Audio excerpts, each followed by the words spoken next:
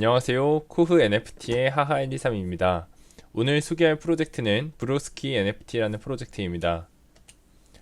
간단한 정보를 말씀드리도록 하겠습니다. 스닉픽은 다음과 같습니다. 일단 총 6장의 사진을 제가 올려놨는데요. 머리가 큰 캐릭터가 제 취향입니다. 그리고 이 심플한 캐릭터가 제 취향이고요. 이게 왜 네 취향이냐고 물어보신다면 제 어릴 적부터 별명이 좀 머리에 관련된 것이었습니다. 특히 좀 초등학교 때는 대갈장군이라는 별명으로도 불렸었는데요. 그런 측면에서 저는 이렇게 머리 큰 캐릭터가 제 취향입니다. 소셜 플랫폼에 대한 기본 정보를 말씀드리겠습니다. 디스코드 방 인원은 3675명이고 부스터는 106개가 달려 있습니다. 현재는 프라이베이트 디스코드, 즉 스텔스 디스코드인 상태이고요. 디스코드 방 분위기는 굉장히 액티브한 상태입니다. 트위터 팔로워는 5,600명이고요. 98%가 레짓인 것으로 확인이 되었습니다. 한 가지 약간 걱정이 되는 점은 2022년 2월부터 이 트위터가 개설이 되었다는 거고요. 지금 얼마 되지 않았죠. 그래서 조금 급하게 진행이 되는 면이 있지 않나라는 걱정을 하나 하고 있습니다. 다음은 민팅 정보입니다. 총 공급량은 발행량은 1691개이고요. 프리세일 민팅 가격은 0.1691 이더리움이고 퍼블릭 민팅 가격은 0.2 이더리움입니다. 어떻게 보면은 조금 비싼 가격이라고도 저는 생각을 하고 있습니다. 민팅 날짜는 아직 밝혀지지 않았고 3월 중순인 것으로 지금 예정되어 있습니다. 화이트리스트를 받는 방법은 AMA에 참여를 한다든지 팬아트를 그린다든지 노래 부르기를 한다든지 아니면 각종 게임에 참여하는 방법 등 즉 핸드픽인 상태입니다. 그리고 가장 이 프로젝트에서 강조하는 것은 bring value to community, 그러니까 커뮤니티에 밸류를 가져와라 라고 생각을 하시면 될 것 같습니다. 로드맵을 보겠습니다. 저는 이 프로젝트의 강점 중에 하나를 로드맵이라고 생각을 하는데요. 1분기 동안에는 화이트리스트 추첨권을 가져올 것이고 파트너십을 맺는 전문 매니저를 고용을 할 것이고 풀타임 알파콜을 해줄 수 있는 어떤 팀을 구성을 할 거고 주기적으로 알파콜을 그럼으로써 해줄 것이고 홀더들과 함께 이 NFT 씬에 대한 어떤 이해를 돕기 위해 교육 자료를 만들어서 교육을 할 것이라고 합니다. 2분기에는 방금 말한 그 교육 과정들을 잘 다듬어서 브로스키 아카데미를 만들 것이라고 했습니다. 그래서 이 브로스키 아카데미를 만들기 위한 개발팀 그리고 교육을 할 사람들을 고용을 한다라고 했고요. 버전 1 브로스키 아카데미 커리큘럼이 홀더들에게 공유될 것이라고 합니다.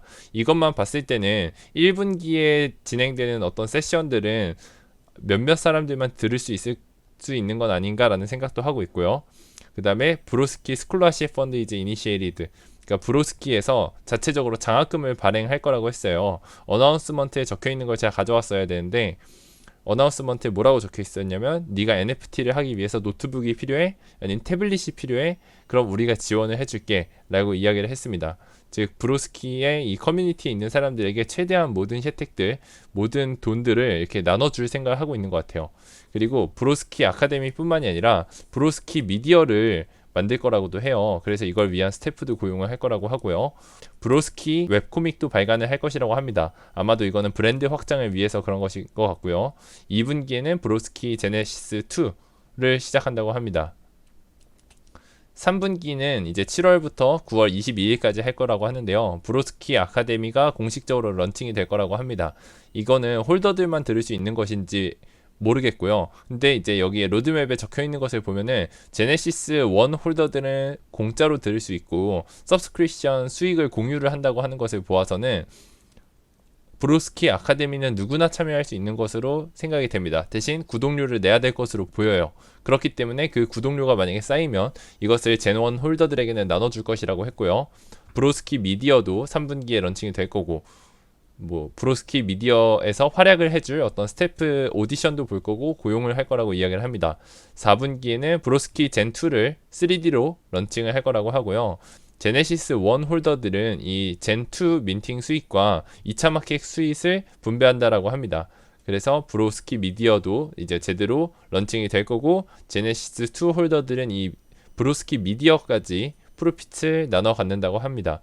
그리고 브로스키 아카데미는 3개의 언어로 런칭이 될 거고 이 이후의 로드맵은 차차 더 구상을 해 나갈 것이라고 했습니다. 파운더 앤 팀 분석을 해보겠습니다. 사실 팀 분석을 하려고 했었는데 분석을 할 수 있는 사람이 이 파운더 얄 라미 씨라는 사람밖에 없었습니다. 근데 이 사람은 어떤 사람이냐 하고 봤더니 일단은 자기 트위터에서 콜라보레이션을 예전부터 쭉 진행을 해왔어요. 여기에 색깔로 표시를 한 것은 아마 여러분들이 알만한 프로젝트를 제가 적어봤는데요. 아마 여러분도 아시겠지만 키티 크립토갱, 크립토바츠, 우가버스, 아이소룸, 드림랜드 제네시스, 마이펫 홀리건, 구니즈갱, 브레인덤 퍼즐, 더 스타랩, 러브레스 시티 등등 굉장히 많은 이런 프로젝트로부터 콜라보레이션을 진행을 했습니다.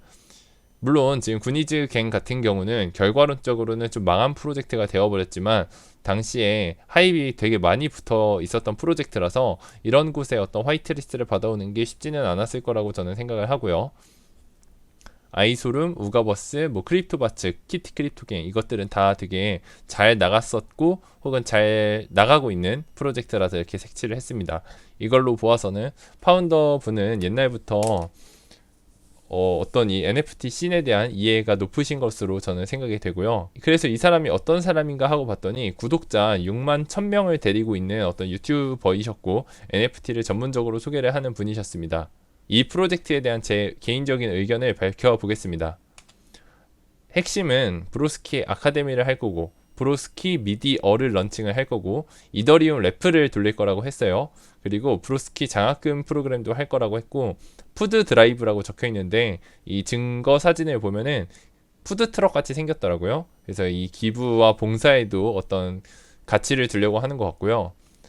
트위터에 보면은 이 브로스키 NFT의 파운더가 이곳저곳에 가서 굉장히 이 스페이스를 많이 한 것을 볼 수 있었어요. 저는 이걸 모두 다 참가를 하지 못했는데 이렇게 굉장히 자주 이곳저곳 파운더가 돌아다니면서 AMA를 열고 이 자기 브로스키 프로젝트에 대한 홍보를 할 겸 자기의 신념을 이렇게 밝히는 것을 볼 수 있었습니다. 이 파운더 분의 열정이 굉장히 가득하다라는 생각을 했었고요.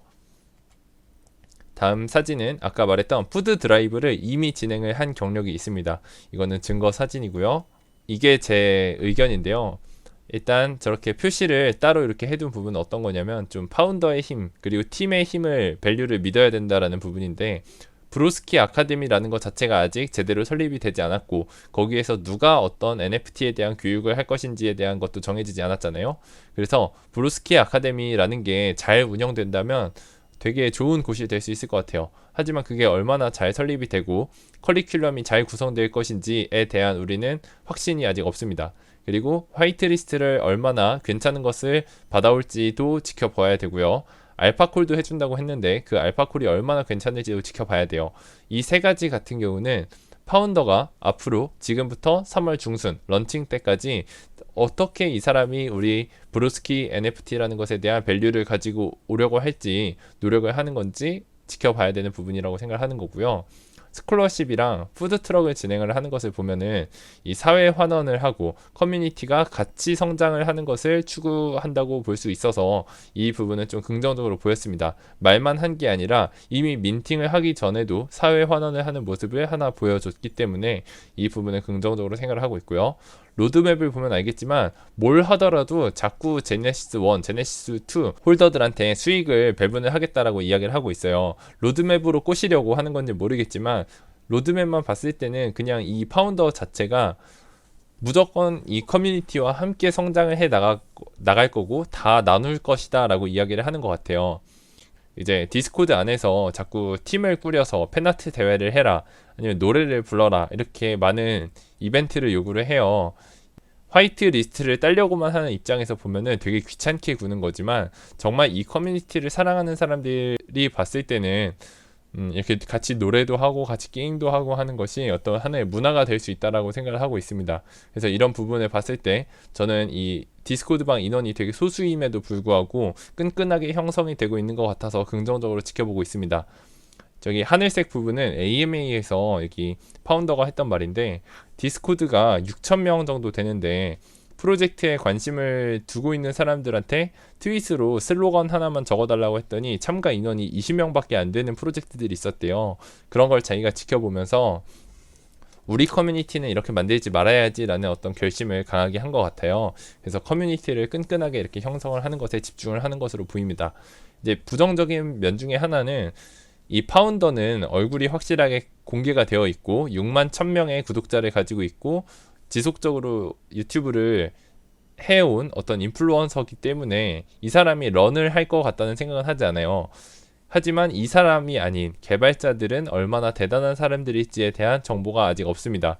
트위터도 가봤더니 팔로워가 많거나 어떤 경력이 있거나 하진 않았고요. 대신 파운더 이외의 어떤 팀원들, 헤드 모더레이터 뭐 이런 사람들을 봤을 때 트위터가 적어도 2022년 1월이나 2월에 만들어진 것이 아니라 2012년, 2010년 막 이럴 때에 트위터가 다 개설되어 있는 걸로 보아서 이 팀원들도 다 괜찮은 사람들로 보이고요. 이 팀원들을 디스코드에서 찍어 봤을 때 이 사람들이 나노패스 홀더 혹은 무슨 홀더 이렇게 하면서 모더레이터들까지도 전부 다 웬만하면 NFT 씬에 대한 어떤 이해가 깊은 팀이라고 저는 생각이 들었습니다. 그래서 개발자가 신원이 어떤지는 모르겠지만 적어도 이 팀을 구성하고 있는 어떤 운영진들은 전부 다 NFT에 대한 조예가 깊은 사람들이다라는 생각을 하고 있습니다. 그래서 저는 NFT 브로스키의 화이트리스트가 있다면 이거는 반드시 민팅을 할 것 같아요. 왜냐면 저는 이 브로스키 아카데미에 대한 기대가 조금 크고요. 파운더 분이 되게 큰 알파 그룹 같은 곳의 파운더와 뭐 친구다라는 이야기도 있고 실제로 그 사람이 샤라웃을 해주기도 했고 그쪽에서 AMA를 진행하기도 했고 그런 것들을 봤을 때 이 파운더의 능력이 굉장히 높다라고 저는 평가가 되어서 이 팀을 믿고 민팅을 할 만한 가치가 있다라고 생각을 합니다. 다만 로드맵에서 보셔서 아시겠지만 이 브로스키 아카데미가 형성이 되고 미디어 브로스키 미디어를 만들고 뭐 웹코믹 웹툰, 웹코믹북 이런 걸 만드는 데에까지 시간이 꽤 걸릴 텐데 그 기간 동안에 어떻게 지속적으로 이 커뮤니티를 붙들고 있을지를 한번 체크를 해보고 싶어요. 그래서 저는 이 프로젝트에 대한 관심이 지금 높은 상태이고요. 제네시스 1 홀더들한테 자꾸 뭘 배분을 할당을 해주려고 하는 걸 보고 로드맵만큼은 진짜 사람을 잘 꼬시는구나 라는 생각이 들었습니다. 네, 여기까지가 브로스키 NFT에 대한 저의 소개였습니다. 시청해주셔서 감사합니다.